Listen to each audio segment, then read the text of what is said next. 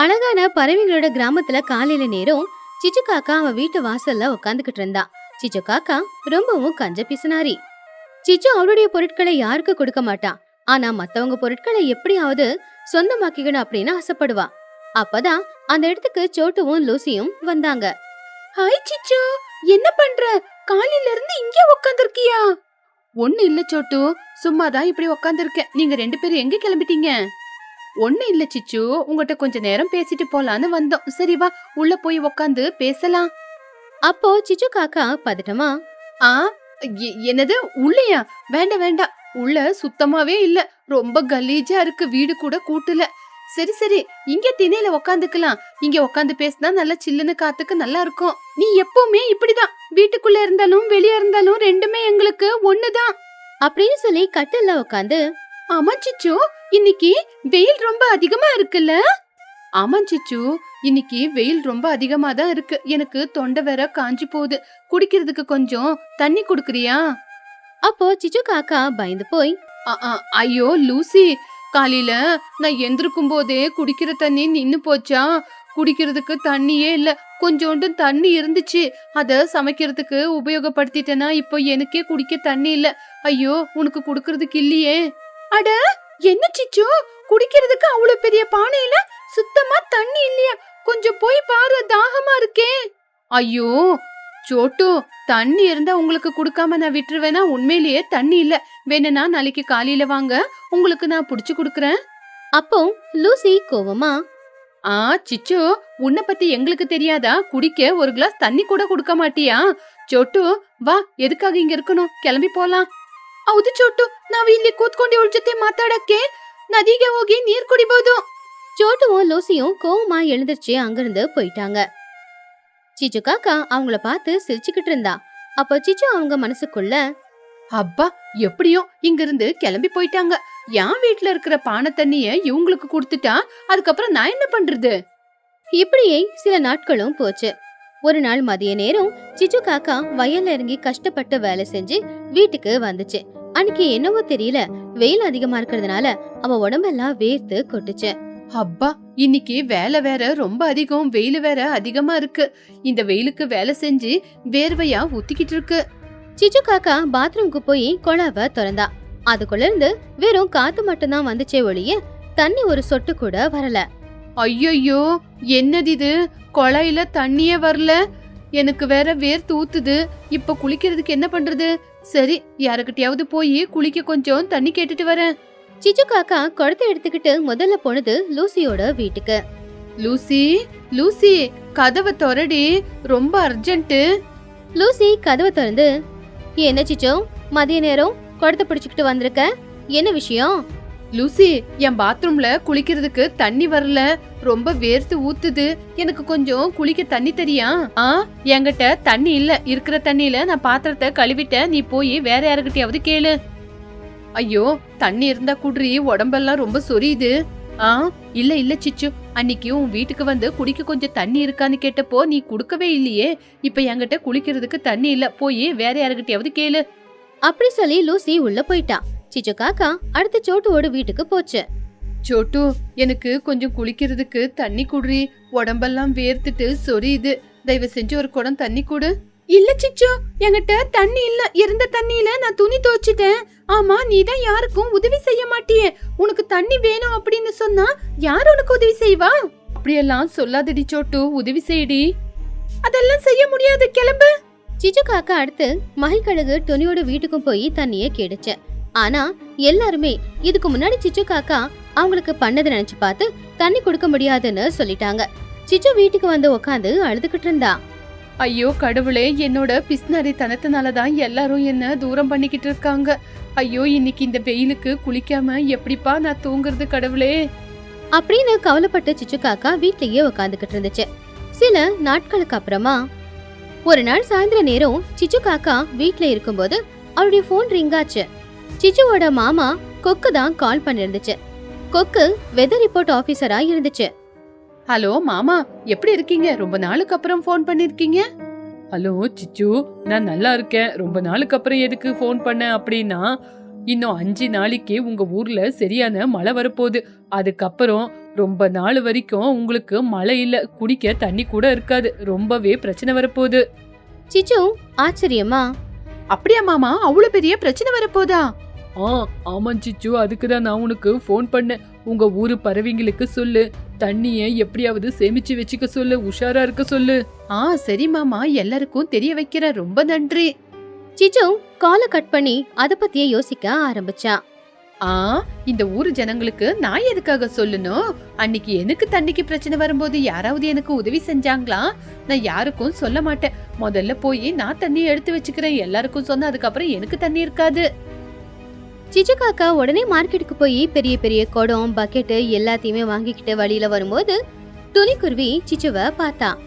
என்ன சிச்சு, இவ்வளவு பக்கெட் குடம் எல்லாம் கொண்டு போற? வீட்ல ஏதாவது கல்யாணமா இல்ல பார்ட்டியா? அப்போ சிச்சு துணி கிட்ட,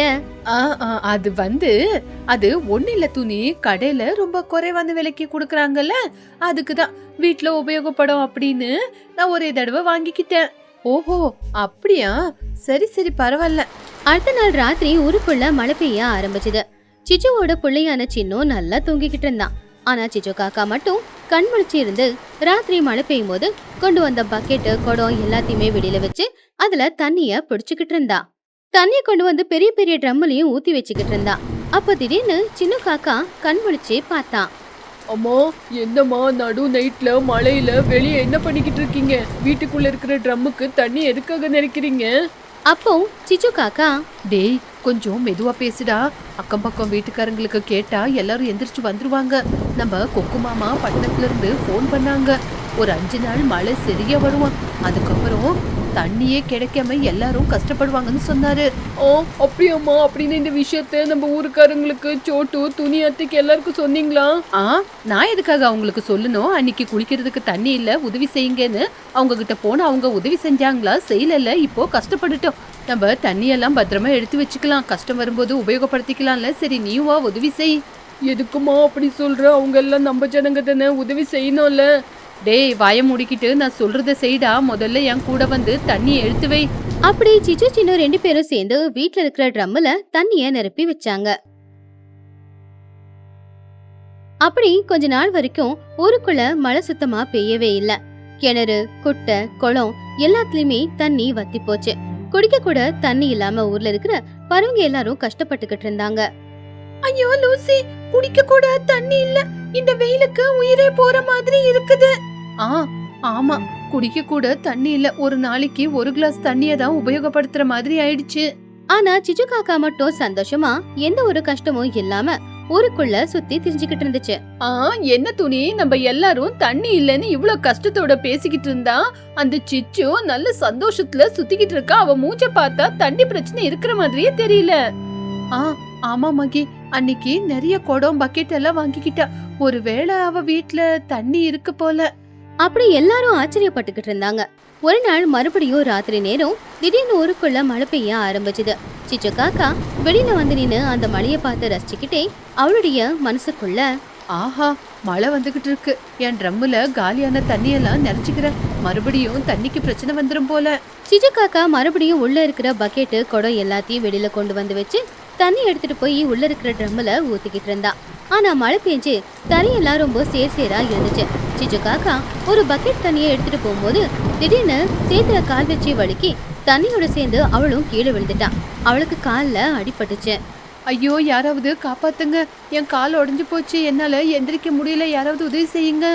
சிச்சு காக்கா விழுந்த அந்த சத்தத்தை கேட்டதுமே வீட்டுக்குள்ள தூங்கிக்கிட்டு இருந்த லூசி புறா, துணிக்குருவி, மகிக்கழுகு, சோட்டு கிளி எல்லாருமே அங்க வந்தாங்க. அச்சச்சோ என்னாச்சு அப்படின்னு கேட்டாங்க. அட இங்க பாத்தீங்களா, சிச்சு வீட்டு முன்னாடி எவ்வளவு குடங்க பக்கெட்டுங்க தண்ணியோட நிறைஞ்சிருக்குது. லூசி புறா ரொம்பவும் ஆச்சரியமா, உண்மைதான், ஊர் முழுக்க தண்ணி இல்லாம கஷ்டப்பட்டுக்கிட்டு இருந்தா சிச்சு, இவ்வளவு தண்ணியை நீ மட்டும் எங்கிருந்து எடுத்து வச்ச? சிச்சு வலி தாங்க முடியாம அழுதுகிட்டே, என்ன மன்னிச்சிடுங்க, எங்க மாமா வானிலை அறிக்கையில வேலை செய்யறாரு. அவரு கொஞ்ச நாளுக்கு முன்னாடி எனக்கு ஃபோன் பண்ணி உங்க ஊருக்கு வறட்சி வரப்போது, தண்ணி கிடைக்காதுன்னு சொன்னாரு. அதனால நான் என்னோட வீட்டுல நிறைய தண்ணியை எடுத்து வச்சேன். உங்ககிட்ட சொல்றது வேண்டான்னு சொல்லல, என்ன மன்னிச்சிடுங்க. அப்போ துணிக்குருவி சிச்சு கிட்ட, சிச்சு, நீ எவ்வளவு பிஸ்னாரி தெரியுமா? நாங்க எல்லாரும் தண்ணி இல்லாம கஷ்டப்பட்டுக்கிட்டு இருக்கும்போது எங்களுக்கு உதவியே செய்யல. அன்னைக்கு நாங்க உனக்கு உதவி செய்யலேன்னு உனக்கு எங்க மேல கோவம் இருந்திருக்கும். ஆனா அதுக்கு முன்னாடி எங்களுக்கு குடிக்க ஒரு கிளாஸ் தண்ணி கேட்டப்ப கூட நீ குடுக்கல. நீ செஞ்சது தப்பு தானே. நீ உன்னை பத்தி மட்டுமே யோசிச்சிருக்க. எங்களை பத்தி யோசிக்காம எங்களுக்கு துரோகம் பண்ணிட்ட. ஆ, ஆமா சிச்சு, நீ எல்லாருக்கும் உதவி செஞ்சா எல்லாரும் உனக்கு உதவி செய்வாங்க. நீ யாருக்குமே உதவி செய்யாத பட்சத்துல யார் உனக்கு உதவி செய்வாங்க? அப்போ சிச்சு கண்ணுல கண்ணீரோட, என்னோட தப்பு எனக்கு தெரிஞ்சு போச்சு. அன்னைக்கு நீங்க எனக்கு உதவி செய்யலன்னு நான் அந்த கோவத்தை மனசுல வச்சு உங்களுக்கு நான் உதவி செய்யல. இனிமே இப்படி பண்ண மாட்டேன். என்னோட தப்பு நான் புரிஞ்சுக்கிட்டேன். என்ன மன்னிச்சிடுங்க. என் வீட்டுல ட்ரம் நிறைய தண்ணி இருக்கு. யாருக்கு எவ்வளவு தண்ணி வேணுமோ எடுத்துட்டு போங்க. நான் எதுவுமே சொல்ல மாட்டேன். இங்க பாரு சிச்சு, மறுபடியும் ஏமாத்த போறியா இல்ல உண்மையதான் சொல்றியா? நான் உண்மையதான் சொல்றேன். தண்ணி இப்ப என்ன காப்பாத்தல, நீங்க தான் என்ன காப்பாத்திருக்கீங்க. நல்ல குணம்தான் மனுஷனை காப்பாத்தோன்னு நான் புரிஞ்சுக்கிட்டேன். தயவு செஞ்சு தண்ணி எடுத்துட்டு போங்க. சிச்சு, முதல்ல உன்னை கூட்டிட்டு போய் உள்ள படுக்க வைக்கிறோம். அதுக்கப்புறம் நாங்க தண்ணிய கொண்டு போறோம். நீ மாறுந்து எங்க எல்லாருக்கும் ரொம்ப சந்தோஷம். பறவைங்க எல்லாரும் ஒன்னா சேர்ந்து சிச்சு காக்காவை உள்ள கூட்டிட்டு போய் படுக்க வச்சாங்க. அதுக்கப்புறம் சிச்சு காக்கா வீட்டுல இருக்கிற ட்ரம்ல இருந்த தண்ணி அவங்க வீட்டுக்கு கொண்டு போனாங்க. அன்னையில இருந்து சிச்சு காக்கா ரொம்பவும் சுயநலமா இருக்கிற அவளுடைய குணத்தை விட்டுட்டா. எல்லாரு கூடவும் எப்பவுமே ஒண்ணுமா நல்லபடியா பழக ஆரம்பிச்சா. இப்போ சிச்சு காக்கா அவங்க எல்லாரிலயும் அவளும் ஒருத்தியா மாறிட்டா. பாத்தியா சிச்சு, நல்ல மனசோட ஒத்துமையா வாழ்ந்தாதான் 4 பேரு கூட சேர்ந்து சந்தோஷமா வாழ முடியும். இதுக்கப்புறம் எப்பவுமே நான் பிஸ்னாரி காக்காவா இருக்க மாட்டேன். நம்ம எல்லாரும் ஒரே குடும்பம். அப்படி பறவைங்களோட கிராமத்துல சிச்சு காக்கா எல்லாரோடையும் சேர்ந்து ஒரு புது வாழ்க்கைய வாழ ஆரம்பிச்சா. ஆற்றங்கரையில மீன் குழம்பு வியாபாரம். துணி அவளுடைய பொண்ணான புஜ்ஜி குருவி கூட சேர்ந்து ஒரு சின்னதா குழம்பு கடை வியாபாரம் செஞ்சு பொழிச்சுக்கிட்டு இருந்தா. துணி சமைக்கிறதுல ரொம்பவும் திறமைசாலி. அதனால தினமும் மதிய நேரம் அவ கடைக்கு முன்னாடி ஊஜனங்க எல்லாரும் கூட்டமா நின்னுக்கிட்டு இருப்பாங்க. அன்னைக்கும் கூட எப்பவும் போலவே துணி கத்திரிக்காய் காரக்குழம்பு, முருங்கைக்காய் சாம்பாரு, ரசம், உருளைக்கிழங்கு வறுவல், வெண்டைக்காய் பொரியல் செஞ்சிருந்தா. அப்பதான் சோட்டுக்கிளி துணியோட கடைக்கிட்ட வந்துச்சு. துணி, ஒரு 1/4 கிலோ கத்திரிக்காய் குழம்பு, அதுக்கப்புறம் பருப்பு சாம்பார், இது ரெண்டுத்தையும் கட்டி கொடு துணி. உன் கையில என்ன மந்திரம் வச்சிருக்கியோ என்னவோ, உன்னோட குழம்பு இல்லாம என் பண்ணு சாப்பாடே வேணான்றான். அப்போ மகிக்கழுகு அங்க வந்து, ஆமா துணி, உன்னோட சமையல் கை ருசி அற்புதம், ரொம்ப சூப்பர். ஆனா உன் மேல ஒரே ஒரு கம்ப்ளைண்ட் தான். எப்ப பார்த்தாலும் காய்கறி குழம்புன்னு அதே சமைச்சுக்கிட்டு இருக்கியே. ஒரு நாள் சிக்கனு மட்டனு எதுவும் இல்லையா? ஒரு ஃபிஷ் கறி இப்படி செஞ்சா நாங்க எல்லாரும் வந்து காசு கொடுத்துட்டு வாங்கிட்டு போவோம்ல. ஆமாம் துணி, மகி சொல்றது 100க்கு 100 உண்மை. உன்னோட கை சமையல் அப்படின்னா எல்லாரும் ரொம்ப பெருமையா பேசுறாங்க. எப்ப பார்த்தாலும் நீ காய்கறியே சமைக்கிறியே, நான்வெஜ்ஜா சமைச்சா உனக்கும் நல்லா வியாபாரமாகும், எங்களுக்கும் சாப்பாட்டுல மாற்றம் இருக்கும். அப்போ துணிக்குருவி கொஞ்சம் தயக்கமா, நீங்க எல்லாரும் சொல்லும் போது எனக்கும் நான்வெஜ்ஜை சமைக்கணும் அப்படின்னு தான் ஆசையா இருக்கு. ஆனா என்ன பண்றது, நான் பிறந்ததுல இருந்தே நான் நான்வெஜ்ஜை சமைச்சதே இல்லை, வெஜ்ஜை தான் சமைச்சிருக்கேன். அதுக்கப்புறம் நான்வெஜ்ஜை எப்படி சமைக்கிறதுன்னு எனக்கும் தெரியல. அந்த கவுச்சி வாசனை போற மாதிரி என்ன பண்றது, எவ்வளோ மசாலா போடணும், என்ன ஏதுன்னு ஒண்ணுமே தெரியல. அதுக்கப்புறம் நல்லா இருக்கிற பேரு கெட்டு போச்சுன்னா மறுபடியும் அந்த பேரு சம்பாதிக்கிறது கஷ்டமாச்சே. அம்மா, அவங்க எல்லாரும் இவ்வளோ தூரம் சொல்றாங்களம்மா, அதுக்கப்புறம் ஏமா நீங்க நான்வெஜ்ஜ சமைக்க கூடாது? இவ்வளோ நல்லா வெஜ்ஜு சமைக்கிற உங்களுக்கு நான்வெஜ்ஜ சீக்கிரம் கத்துக்குவீங்கம்மா. தயவு செஞ்சு நான்வெஜ் சமைக்கிறதுக்கு ஒத்துக்குங்க. உங்களுக்கு சமையலுக்கு என்னால முடிஞ்ச உதவிய நானும் உங்களுக்கு செய்யறேம்மா. பாத்தியா துணி, உன்னோட பொண்ணே உனக்கு எவ்வளவு தைரியம் சொல்ற அப்படின்னு. இங்க பாரு துணி, நீ தைரியமா சமைச்சாலே போதும். அடுத்த ஞாயிற்றுக்கிழமை நீ நான்வெஜ்ஜ சமைக்கிற, நாங்க எல்லாருமே உன் கடையில வந்து நான்வெஜ்ஜ வாங்கிட்டு போறோம். நான் வரட்டா? கடையில வியாபாரம் முடிஞ்சதுக்கு அப்புறமா கஸ்டமர்ஸ் எல்லாரும் அங்கிருந்து போனதுக்கு அப்புறமா கடையை மூடிட்டு துணியும் புஜ்ஜியும் வீட்டுக்கு வந்து நாளைக்கு கடையில என்ன சமைக்கிறது, நான்வெஜ் என்ன செய்யறது அப்படிங்கறத பத்தி டிஸ்கஸ் பண்ணிக்கிட்டு இருந்தாங்க. அப்போ துணிக்குருவி புஜ்ஜி கிட்ட, புஜ்ஜி, இவங்க எல்லாருமே நான்வெஜ் சமைக்கணும்னு சொல்றாங்க. எல்லாரும் சொல்லும்போது என்னாலையும் சமைக்க மாட்டேன்னு சொல்ல முடியல. இருந்தாலும் கறி குழம்பு மீன் குழம்பெல்லாம் வச்சு ஆனதுக்கு அப்புறம் குழம்பு நல்லா இல்லைன்னா எனக்கு ரொம்ப பயமா இருக்கு. அப்போ புஜ்ஜி குருவி துணிய சமாதானப்படுத்தி, அம்மா, ஏம்மா நீ சமைக்கிறதுக்கு முன்னாடியே இப்படி பயப்படுற? இங்க பாருமா, உங்க கையில பெரிய மேஜிக் இருக்கு. அந்த மேஜிக்க பத்தி உங்களுக்கு தெரியாம இருக்கலாம், ஆனா எங்க எல்லாருக்கும் கண்டிப்பா தெரியுமா. நீங்க இவ்வளவு தூரம் பயப்படுறதுனால நான் ஒரு விஷயம் சொல்லிட்டா, முதல்ல நம்ம வீட்டுக்கு கறியோ மீனோ வாங்கிட்டு வந்து சமைக்கலாம். அது நல்லா வந்துச்சு அப்படின்னா நம்ம ஹோட்டல்ல நம்ம மீன் குழம்பு கறி குழம்பு செய்யலாம். என்னம்மா சொல்றீங்க? இந்த தடவை இப்படி முயற்சி பண்ணி பார்க்கலாம், ஓகேவா? அப்பதான் துணிக்கு கொஞ்சம் தைரியம் வந்துச்சு. சரி புஜ்ஜி, நீ இவ்ளோ தூரம் சொல்றதுனால நானும் இதுக்கு ஒத்துக்கிறேன். சரி, இனிமே நாளையில இருந்தே மீன் குழம்பு எப்படி செய்யறதுன்னு கத்துக்கிறேன். அதுக்கப்புறம் வியாபாரம் நல்லா இருக்கணும் அப்படின்னா புதுசு புதுசா கத்துக்கிட்டு தானே ஆகணும். அப்படி அன்னையில இருந்து துணிக்குருவி எப்பவும் போலவே கடையில வெஜ் குழம்பு எல்லாத்தையும் செஞ்சு வித்துக்கிட்டு இருந்தாலும், வீட்டுக்கு வந்ததுக்கு அப்புறமா அவளுடைய தோழிக்கிட்ட கேட்டு தெரிஞ்சுக்கிட்டு மீன் குழம்பு மீன் வறுவல் பண்றது எப்படிங்கறத கத்துக்க ஆரம்பிச்சா. தினமும் ராத்திரி நேரம் வீட்ல மீன் குழம்பு மீன் வறுவல் செஞ்சு துணியும் புஜ்ஜியும் சாப்பிட்டு பாத்துக்கிட்டு இருந்தாங்க. சரியா ஒரு வாரத்துல துணி மீன் குழம்பு மீன் வறுவல் செய்யறதுல ரொம்பவும் திறமையானவளா மாறிட்டா. இப்படி இருக்கும்போது அதே ஊர்ல சிச்சு காக்காவுக்கும் ஒரு ஹோட்டல் இருந்துச்சு. ஏற்கனவே துணி நடத்துற அந்த குழம்பு கடையால சிச்சுவோட வியாபாரம் கொஞ்சம் குறைஞ்சுதான் போயிருந்துச்சு. அதனால சிச்சுவுக்கு துணி மேல ஏற்கனவே ரொம்ப கோவம். சிச்சு காக்கா அவளுடைய மனசுக்குள்ள இப்படி யோசிச்சுக்கிட்டு இருந்தா. இந்த துணிக்கு நாளுக்கு நாளாவ திமிரு அதிகமாயிட்டே போகுது. அவ வெஜ் குழம்பு மட்டும்தான் நல்லா செய்வான்னு பார்த்தா இப்போ நான்வெஜ் குழம்பு வைக்க கூட மெதுவா நல்லா கத்துக்கிட்டா போல. அவ மீன் குழம்ப ரொம்ப சூப்பரா சமைக்கிறாளாமா. இதனால இந்த சிச்சு ஹோட்டலுக்கு யாருமே வரமாட்டேங்கிறாங்க. என் ஹோட்டல்ல வியாபாரம் எல்லாம் குறைஞ்சு போய்கிட்டே போகுது. இதுக்கு ஏதாவது செஞ்சு பெரிய பிளான் செஞ்சே ஆகணும். அந்த பெரிய பிளான் சக்சஸ் ஆகணும் அப்படின்னா மாஸ்டர் பிளான் போடணும். அடுத்த நாள் மதிய நேரம் எப்பவும் போலவே துணியோட கடையில கூட்டம் அதிகமா இருந்துச்சு. துணியோட வியாபாரம் நல்லபடியா நடந்துகிட்டு இருந்துச்சு. சரியா அப்பதான் சிச்சு காக்கா எதுவும் தெரியாத மாதிரி துணியோட கடைக்கு வந்து துணி முன்னாடி நின்னு அவகிட்ட சிரிச்சு பேச ஆரம்பிச்சது. ஹாய் துணி, எப்படி இருக்க? ஆமா, என்ன சமைச்சிருக்க இன்னைக்கு? உன் கடையில இருந்து நல்ல கமகமான்னு நல்ல வாசனை வருது. இன்னைக்கு எனக்கு கடையில சமைக்க மனசில்ல, அதனாலதான் உன் கடைக்கு வந்தேன். எனக்கு உருளைக்கிழங்கு குருமாவும் சாம்பாரும் கொஞ்சம் கட்டி கொடுத்துரு. துணி ஆச்சரியமாவும் சந்தோஷமாவும், ஹாய் சிச்சு, இதுதான் நீ என் கடைக்கு வர முதல் தடவை. நீ என் கடைக்கு வந்திருக்கேன்னா எனக்கு ரொம்ப சந்தோஷம். நீ கேட்ட மாதிரி உருளைக்கிழங்கு குருமா கொடுக்கறேன், தக்காளி ரசமும் கொடுக்கறேன். ஏதாவது தப்பு இருந்தா சொல்லு, நான் மாத்திக்கிறேன். சிச்சு காக்கா குழம்பு வாங்கிக்கிட்டு சிரிச்சுக்கிட்டே, அட தப்பா? உன் சமையல்ல தப்பு கண்டுபிடிக்க முடியுமா? நான் வீட்ல போய் நிம்மதியா சாப்பிடுறேன்.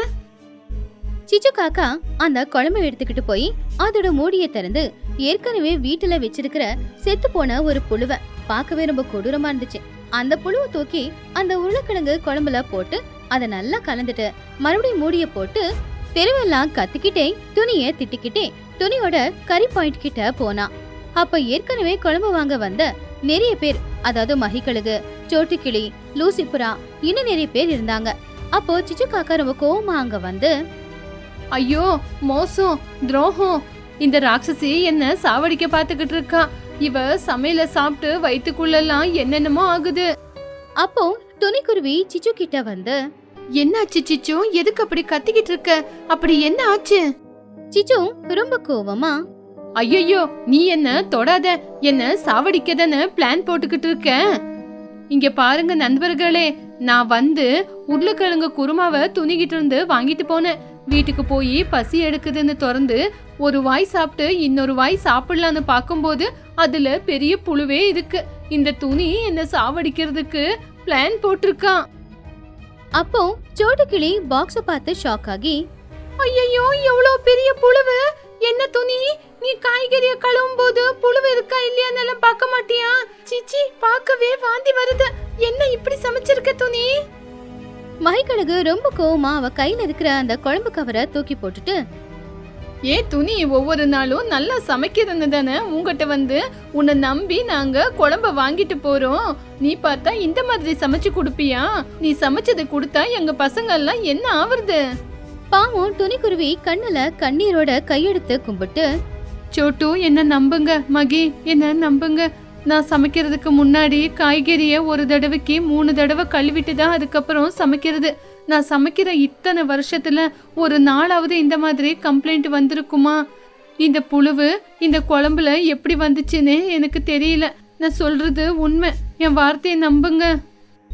அப்போ சிச்சு கோவமா, ஆஹா ஓஹோ, என்னடி நாடகம் ஆடுறியா? என்ன நினைச்சுக்கிட்டு இருக்க உன் மனசுல? அப்போ நீ சொல்ற மாதிரி நான் தான் புழுவை கொண்டு வந்து இந்த குழம்புல போட்டு உன் குழம்புல வந்துச்சுன்னு பொய் சொல்லிக்கிட்டு இருக்கேன்னு சொல்றியா? இங்க பாருங்க, யாருமே இவகிட்ட குழம்ப வாங்கி சாப்பிடாதீங்க. ஒரு வேளை சாப்பிட்டீங்கன்னா இந்த மாதிரி தான் நிலைமை. நானந்தும் வாங்க மாட்டேன். சிச்சு சொல்றது கூட உண்மைதான். துணி, நீ என்ன நாடகம் ஆடுறியா? சிச்சு என்ன வேணும் வேணும்னு அவளே புழுவை போட்டு கொண்டு வராளா? இங்க பாரு துணி, நீ மாதிரி இல்ல பணத்துக்கு ஆசைப்பட்டு சுத்தமா சமைக்க மாட்டேங்கிற. இதுக்கப்புறம் நாங்க எல்லாரும் சிச்சு கடைக்கு போறோம். சிச்சு காக்கா போட்ட நாடகம் சக்சஸ் ஆச்சு. அங்க இருக்கிற பறவைங்க எல்லாரும் துணியை திட்டிக்கிட்டே ரொம்பவும் கோவமா குழம்பையெல்லாம் தூக்கி போட்டுட்டு போயிட்டாங்க. பாவம் துணிக்குருவிக்கும் புஜ்ஜி குருவிக்கும் என்ன பண்றதுன்னே தெரியல. அன்னைக்கு அவங்க சமைச்சு வச்ச சாப்பாடு குழம்பு எல்லாமே அப்படியே தான் இருந்துச்சு. பல நாட்களாவும் துணியோட கடப்பக்கம் யாரும் வரவே இல்ல. ஒவ்வொரு நாளும் துணி சமைக்கிறது எல்லாமே வீணாதான் போய்கிட்டு இருந்துச்சு. இதனால அவளுக்கு ரொம்ப பெரிய நஷ்டமும் ஆச்சு. ஆனாலும் அவளுக்கு என்ன பண்றதுன்னு தெரியாம கவலையோட தான் இருந்தா. இப்படி இருக்கும்போது ஒரு நாள் சாயந்தர நேரம் துணி புஜ்ஜி 2 பேரும் அவங்க வீட்டு திண்ணையில உட்காந்துக்கிட்டு ரொம்ப கவலையோட பேசிக்கிட்டு இருந்தாங்க. பாத்திய புஜ்ஜி, நான் எவ்வளோ நாணயமா சமைச்சுக்கிட்டு இருந்தேன். ஒரு நாள் அந்த சிச்சு ஆடின நாடகத்தை பார்த்து இவங்க எல்லாரும் நான் பாலா போன காய்கறி வச்சு சமைக்கிறேன்னு எல்லாரும் நம்பிட்டாங்க. இப்போ கையில காசே இல்ல. நம்ம கூலி வேலைக்கு போற நிலைமை. பாத்தியா நம்ம நிலைமை எப்படி ஆயிடுச்சு? புஜ்ஜி ரொம்ப கவலையா, அம்மா ஏம்மா ஏன் கவலைப்படுறீங்க? எதுக்காக நம்ம கூலி வேலைக்கு போனோம்? உங்க கையில திறமை இருக்கு. அப்படி இருக்கும்போது நம்மளும் எந்த தப்பும் செய்யல. அந்த சிச்சு ஆடின நாடகத்தால இன்னைக்கு நம்ம ஹோட்டலை மூடி இருக்கலாம். ஆனா நம்ம வேற ஏதாவது வியாபாரம் செய்யலாமா? நீங்க நம்பிக்கையை இழக்காதீங்க. கண்டிப்பா நம்மளுக்கு வேற வழி பொறுக்கும். அப்படி அவங்க பேசிக்கிட்டு இருக்கும் போதே அந்த ஊர்ல வாழ்ந்துகிட்டு இருக்கிற குஹுவாத்து அங்க வந்துச்சு. குஹுவோட முகத்திலயும் ஏதோ கவலை தான் தெரிஞ்சுது. துணி, எப்படி இருக்க? உன்னோட வியாபாரம் எல்லாம் போயிடுச்சுன்னு கேள்விப்பட்டேன். நான் ஒரு முக்கியமான விஷயத்த உடனே உங்ககிட்ட பேசலான்னு தான் வந்திருக்கேன். துணி, என் ஊர்ல என் மாமனாருக்கு உடம்புக்கு முடியல. அதனால நான் இங்கிருந்து உடனடியா போனோம். உனக்கு தெரியும் தானே, நான் என்னோட ஆத்துல மீனுங்களை வளர்த்துக்கிட்டு இருக்கேன் அப்படின்னு. அந்த மீனை வித்து தானே என்னோட வாழ்க்கைய ஓட்டிக்கிட்டு இருக்கேன். இப்போ உடனடியா அது யாருக்காவது வித்து ஆகணும். ஏன்னா நான் கிளம்பணும் இல்லையா? நீ மனசு வச்சேன்னா உனக்கே வித்துட்டு போறேன். நீ அந்த ஆத்துல இருக்கிற மீனை வளர்த்துக்கிட்டு வேணும்னா அந்த மீனை வித்தா கூட உனக்கு நல்ல நிறைய காசு கிடைக்கும். அப்போ புஜ்ஜி குருவி சந்தோஷமா, அம்மா பாத்தீங்களா, அந்த கடவுள் குஹு ஆண்டி மூலமா நம்மளுக்கு நல்ல வழிய காட்டி இருக்கான். குஹு ஆண்டி, அந்த மீனோட சேர்த்து ஆத்தையும் எங்களுக்கே கொடுத்துருங்க. நாங்க அந்த ஆத்தை வாங்கிக்கிறோம்.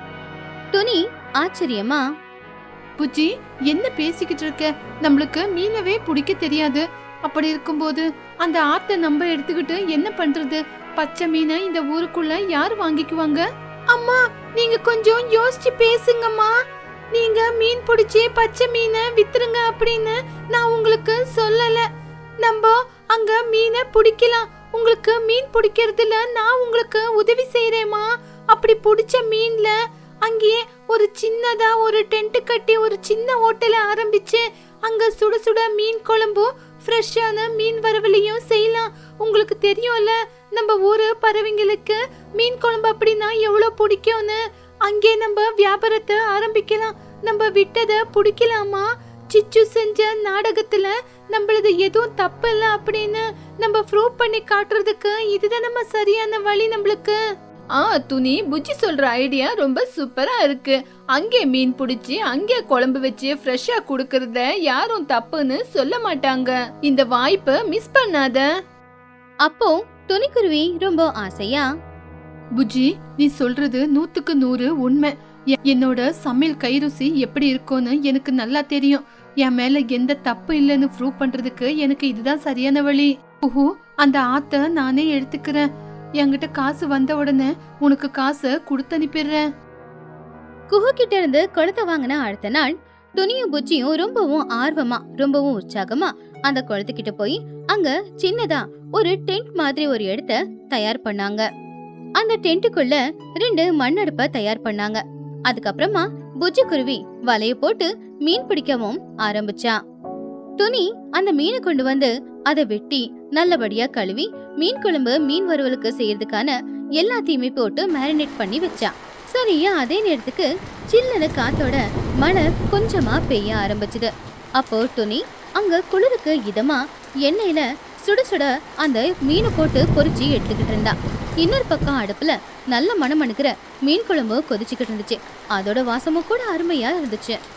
புஜ்ஜி, யாராவது வருவாங்கன்னு நினைக்கிறியா? எனக்கு என்னவோ ரொம்ப பயமா இருக்கு. யாருமே வரமாட்டாங்கன்னு தான் யோசிக்கிறேன் புஜ்ஜி. அம்மா, உங்க கவனம் எல்லாம் சமைக்கிறது மேல மட்டும் இருக்கட்டும். அடிக்கிற மழைக்கு கண்டிப்பா நம்ம கிட்ட யாராவது வந்து வாங்கிட்டு போவாங்க. அம்மா, நீங்க சமைக்கிற இந்த வாசம் ஊர் முழுக்க பரவிக்கிட்டு இருக்கு. இந்த சமைக்கிற வாசம் காத்துலயே பரவி ஊர் முழுக்க போய் கண்டிப்பா எல்லா பறவைங்களும் இங்க வருவாங்கம்மா. புஜ்ஜி சொன்ன மாதிரியே துணி செய்யற அந்த மீன் வறுவலோட மனமும் மீன் குழம்போட மனமும் அந்த காத்துல பரவி ஊருக்குள்ள போச்சு. அப்போ ஊருக்கு நடுவுல துணியோட கறி பாயிண்ட் இருக்கிற இடத்துக்கு பக்கத்துல இருக்கிற மரத்துக்கு கீழே மஹி, லூசி, சோட்டு 3 பேருமே உட்காந்து பேசிக்கிட்டு இருந்தாங்க. அப்பப்பா, இந்த வாசம் எங்க இருந்து வருது?